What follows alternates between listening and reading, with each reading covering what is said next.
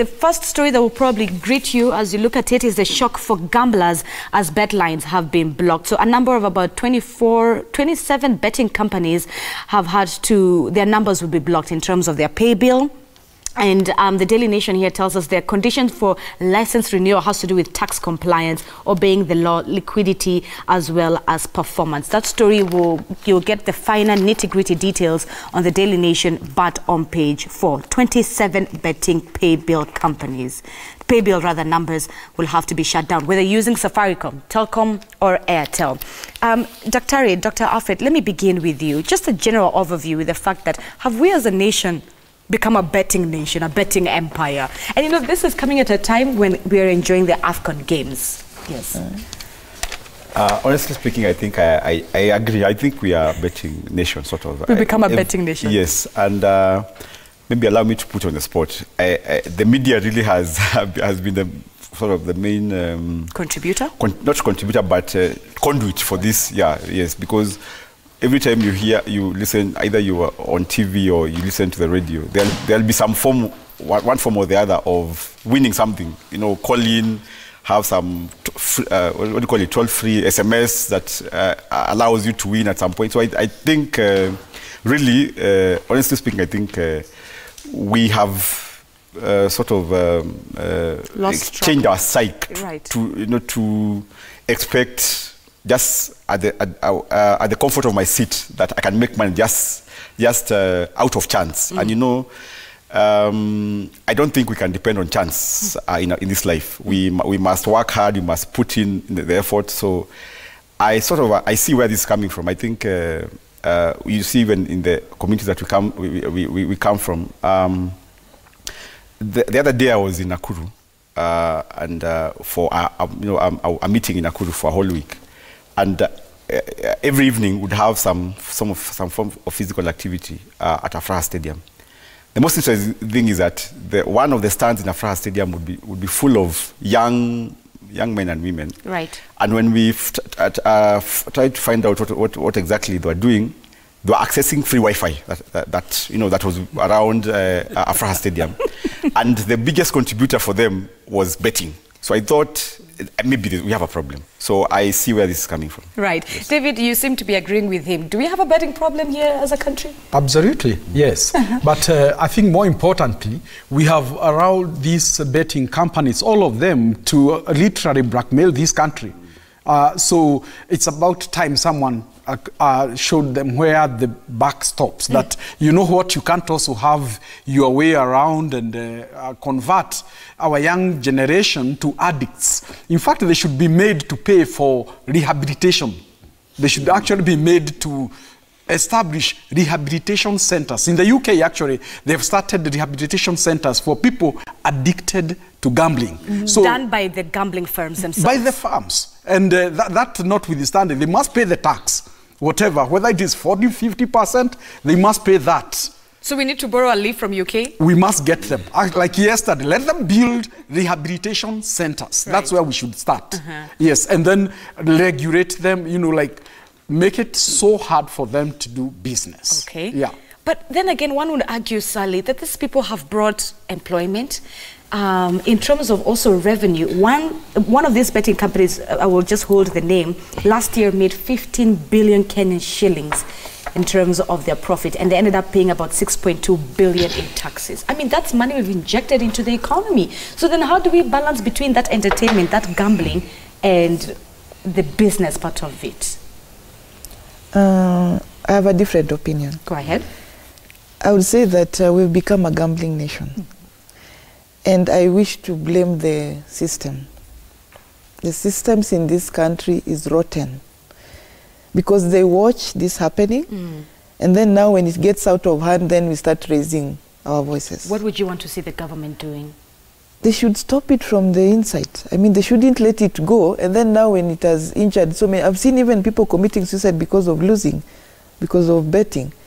You know, so a lot has happened, and then now they realize that, okay, it was a mistake.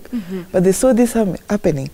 Media contributes. You guys, before news comes on air, then A betting company has to give their yes, have to advertise their thing. So anything coming on media for us is good. Very true. True, it has made people get employment, but it's not a good thing. All right. So Claudia Mokua, who is one of the girls that has been quoted here, they just got different views from Kenyans.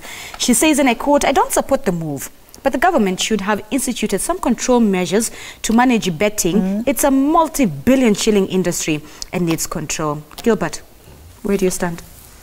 First, let me say, personally, from where I come from my religious belief, we don't support betting. The Bible tells us that for the root cause of all problems is the love of money. True. And one of the things that I want to tell Kenyans is that betting should be condemned in the strongest possible language because it leads to moral decay of the society. One of my mentors is known as Mahatma Gandhi. He once said that we should do business with principles.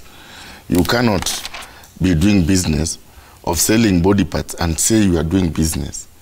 A time has come for us as a society to ask ourselves the big question whether we should continue allowing people to engage in betting. Young men are going into betting knowing that you can earn a living on betting instead of working hard. And the scripture tells us that if you don't work, you don't have to eat. You don't have to eat. Correct. Right. But Gilbert and the entire panel seated here, listen to this, Betty. She says, Betty Ocheng says, "I have friends who have become addicted, as well as others who have won and used the money to pay school fees or to do other useful things." So it has also helped other people. Yeah, but you know, this is an issue of does the end justify the means? You know, and maybe to look at it maybe from a bigger context. These young men and women who are seeking quick get-rich kind of schemes, they're also learning. You see, you have politicians who first term, within a year of being in the big house, they have made big money. So if I can't get the money through all these corrupt deals, probably this is one I can try. So they are actually learning from the society that has glorified get rich, whatever it takes, whether it's betting or killing or stealing or grabbing or, you know, whatever it takes. It's just one of the means Kenyans are using to get there. So, Sally, is it a question of our morals as a society at the end of the day? Because like we said, it's undeniable that it's helping other households. The same betting that we're condemning is paying school fees for others. So is it a question of morals? But how many are others? How many? How many are others? Okay. For me, I would say that it's a pool that if, and I would say that maybe we don't bet, but we put all this money in kind of a pool. Then we support, like he was saying, the outside world. You know, people are supported, people are homeless. There's a system in the government that they're able to eat, they're able to get accommodation, they're able to get clothing.